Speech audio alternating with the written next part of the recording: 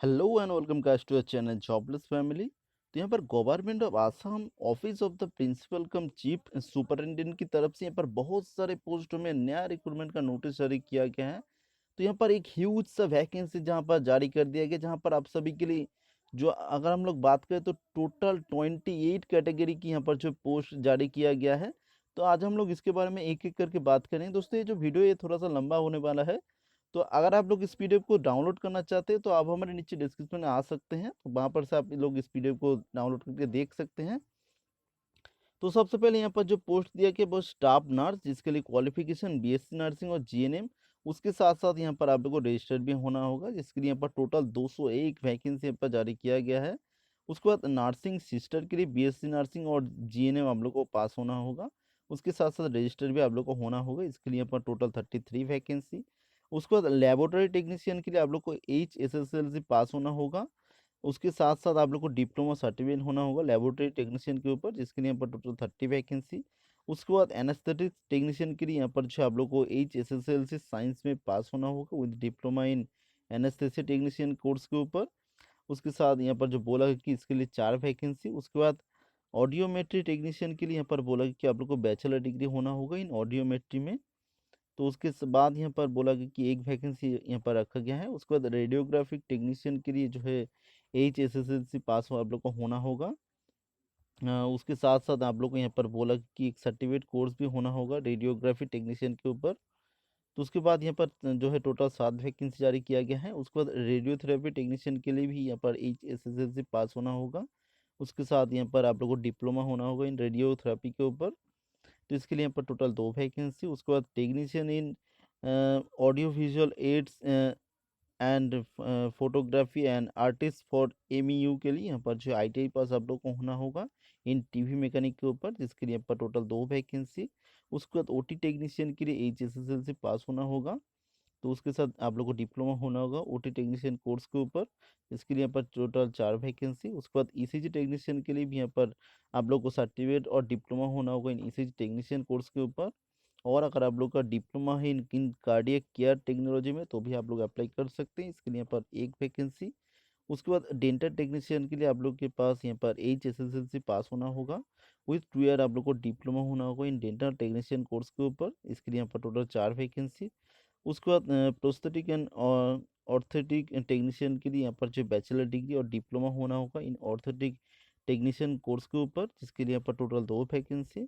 उसके बाद speech therapist के लिए यहाँ पर आप लोग को HSSLC पास होना होगा। उसके साथ यहाँ पर आप लोग को डिग्री होना होगा इन स्पीच थेरेपी के ऊपर, इसके लिए यहाँ पर टोटल 2 वैकेंसी। उसके बाद फिजियोथेरापिस्ट के लिए यहाँ पर आप लोग को बोला है कि डिग्री और डिप्लोमा होना होगा इन फिजियोथेरापिलॉजी के ऊपर, तो इसके लिए यहाँ पर टोटल 2 वैकेंसी।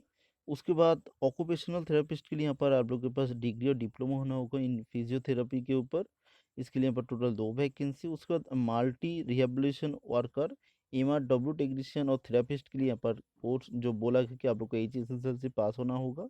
उसके साथ यहाँ पर जो डिप्लोमा होना होगा इन मल्टी रिहेबिलिटेशन वर्क्स और MR टेक्नीशियन कोर्स के ऊपर, इसके लिए यहाँ पर टोटल 4 वैकेंसी। उसके बाद कैटलॉगर के लिए यहाँ पर जो ग्रेजुएट आप लोग को होना होगा विद डिग्री और डिप्लोमा इन लाइब्रेरी साइंस के ऊपर। तो उसके लिए यहाँ पर बोला कि टोटल एक वैकेंसी। उसके बाद टेक्नीशियन इन CSS के लिए HSSLC पास होना होगा। उसके साथ साथ यहाँ पर सर्टिफिकेट कोर्स भी होना होगा CSS के ऊपर, इसके लिए यहाँ पर टोटल 8 वैकेंसी। उसके बाद टेक्नीशियन असिस्टेंट फॉर CSS के लिए यहाँ पर HSSLC पास होना होगा। उसके साथ सर्टिफिकेट कोर्स आप लोग को होना होगा CSS के ऊपर, इसके लिए भी यहाँ पर 8 वैकेंसी। उसके बाद technician for animal operation room के लिए यहाँ पर HSSLC पास होना होगा। उसके साथ डिप्लोमा होना होगा इन एनिमल ऑपरेशन के ऊपर, इसके लिए टोटल एक वैकेंसी।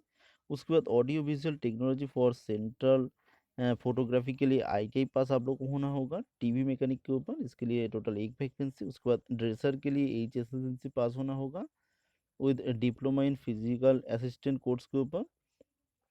तो इसके लिए यहाँ पर बोला गया कि 2 वैकेंसी। उसके बाद मॉडलर के लिए यहाँ पर जो HSSLC पास होना होगा विथ आप लोग के पास ट्रेनिंग होना होगा मॉडलर के ऊपर किसी भी रिकॉग्नाइज इंस्टीट्यूट से, इसके लिए टोटल एक वैकेंसी। उसके बाद डार्क रूम असिस्टेंट के लिए यहाँ पर जो HSSLC पास होना होगा विथ 1 ईयर का आप लोग की experience in dark room related, एक से प्रोसेसिंग वर्क के ऊपर, इसके लिए टोटल 6 वैकेंसी। उसके बाद ब्लैक स्मिथ के लिए यहाँ पर ITI पास आप लोग को होना होगा, उसके साथ आप लोग के पास सर्टिफिकेट भी होना होगा ब्लैक स्मिथ के ऊपर, इसके लिए एक वैकेंसी। उसके बाद कारपेंटर के लिए यहाँ पर जो ITI पास आप लोग को होना होगा, इसके लिए टोटल एक वैकेंसी। उसके बाद फोटोग्राफर के लिए HSLC पास होना होगा, उसके साथ सर्टिफिकेट कोर्स होना होगा फोटोग्राफी के ऊपर, इसके लिए टोटल एक वैकेंसी। उसके बाद आर्टिस्ट के लिए यहाँ पर HSLC पास होना होगा, उसके साथ डिग्री और डिप्लोमा होना होगा इन फाइन आर्ट्स के ऊपर, इसके लिए भी यहाँ पर एक वैकेंसी जारी किया गया है।